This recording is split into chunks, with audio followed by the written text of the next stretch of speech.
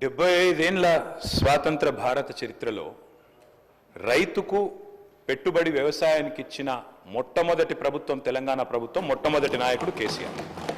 అయితే 72,000 కోట్ల రూపాయలు రైతుల ఖాతాల్లో నేరుగా జమ చేయడానికి ప్రేరణ అయింది. అసలు ఆ పథకం ఎందుకు తేవాల్సి వచ్చింది అది చెప్పకపోతే, ఆనాటి పరిస్థితులు ఆకలింపు చేసుకోకపోతే, బ్యాక్గ్రౌండ్ అర్థం కాకపోతే, పథకం ఎందుకు ప్రారంభించాల్సి వచ్చిందో దాని నేపథ్యం తెలియకపోతే మనం ఏం మాట్లాడతాం అధ్యక్ష? ఇంకోటి నేను వారిని కోరుతా ఉన్నా అధ్యక్ష, నీతులు మాకే కాదు కదా చెప్పాలి. విప్ గారు మీరు మీ సభ్యులకు కూడా చెప్పాలి. మరి మేము వడ్లే కొనలేదట, మేము కొననేయలేదు, వ్యవసాయమే జరగలేదు, పద్ధతి కాదు. దయచేసి మీరు మీ సభ్యుల దిక్కు చూసుకొని వాళ్ళతో నేర్పించి ట్రైనింగ్ ఇచ్చారు అధ్యక్ష 2 రోజులు. మరి వాళ్ళ ట్రైనింగ్ చక్కగా ఇచ్చింటే బాగుండేది కదా అధ్యక్ష. అధ్యక్ష మేము ఒకటే అంటున్నాం అధ్యక్ష, ఆ రోజు రైతు కళ్ళల్లో ధైర్యం లేదు. ఉమ్మడి ఆంధ్రప్రదేశ్లో, తెలంగాణ ప్రాంతంలో కళ్ళంలో ధాన్యం లేదు. చిన్న రైతు పెద్ద రైతు అన్న తేడా లేదు అధ్యక్ష. 30-40 ఎకరాలు ఉన్న రైతు కూడా తెలంగాణలో, నేను చెప్పేది వాస్తవం కాకపోతే రేవంత్ రెడ్డిని అడగండి, ఎందుకంటే ఆయన మహబూబ్ నగర్ జిల్లా వలసల జిల్లాగా పేరుపడ్డ జిల్లా. ప్రతి సంవత్సరం 14 లక్షల మంది వలసపోయే జిల్లా అధ్యక్ష.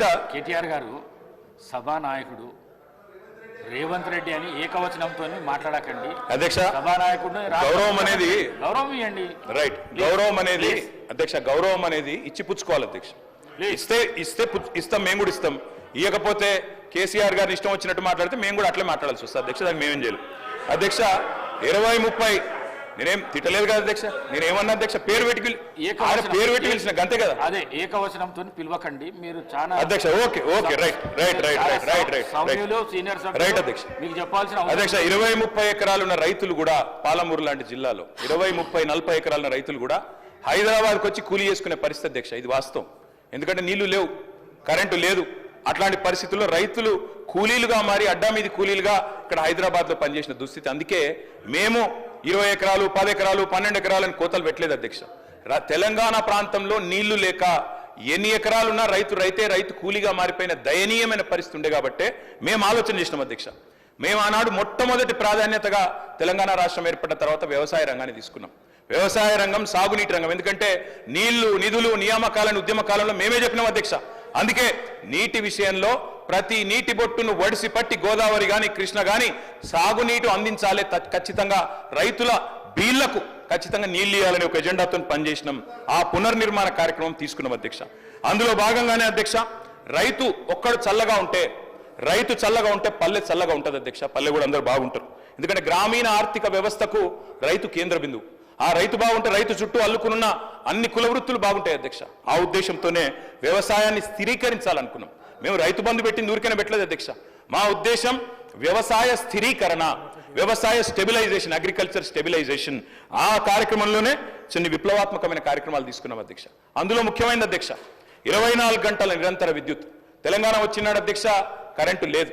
తర్వాత మీరు చూసినట్టయితే ఆనాడు దాదాపు పొద్దున 3 గంటలు, రాత్రి 4 గంటల అధ్యక్ష కరెంటు. దొంగ రాత్రి, అర్ధరాత్రి వచ్చే కరెంటు కోసం కావలగాసే దుస్థితి. దాన్ని మార్చాలనుకున్నాం సమూలంగా.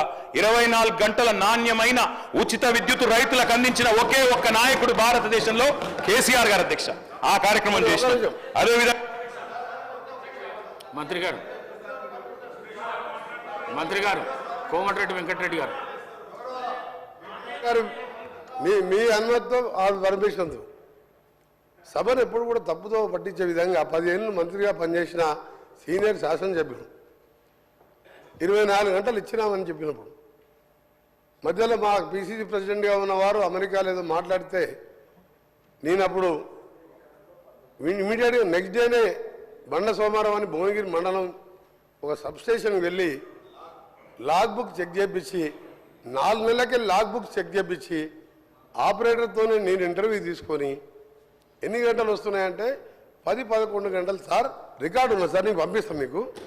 మ్యాక్సిమం అంటే 14 గంటలు, అందులో 5-6 సార్లు పోతుంది కరెంట్ అని ఐలై అనే ఆపరేటర్ రిటైల్ లైన్మెన్ని మళ్ళీ వీలు పెట్టుకున్నాం.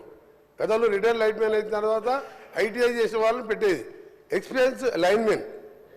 ఆయన చెప్పిన రికార్డు పంపిస్తాను. ఒకటి, అర్హులైన ప్రతి భూ యజమాని యొక్క హక్కులను కాపాడడానికి ఈ చట్టాన్ని సమర్థవంతంగా ఈ సభలో ప్రవేశపెట్టి ఈ సభలో చర్చ జరగడం ద్వారా 4 కోట్ల తెలంగాణ ప్రజలకు ఈ ప్రభుత్వం ఒక సమర్థవంతమైన ఈ తెలంగాణ రైతాంగానికి పూర్తి స్థాయిలో ఉపయోగపడే చట్టాన్ని తీసుకొచ్చింది అని ఒక భావన కల్పించి, ఒక నమ్మకం, విశ్వాసం కల్పించడానికి మీరు శాయశక్తుల ప్రయత్నం చేశారు. ప్రధాన ప్రతిపక్ష పార్టీ అహంభావంతో, అహంకారంతో సభా మర్యాదలను ఉల్లంఘించి సభాపతి మీదనే దాడి చేస్తామన్న ధోరణిలో చర్చను అడ్డుకోవాలనే ప్రయత్నం చేసింది. సహజంగా మిత్రులు సాంబశివరావు గారు చెప్పినట్టు ఎవరికైనా కుర్చీలో కూర్చుంటే సహనానికి కూడా ఒక అర్థం ఉంటుంది.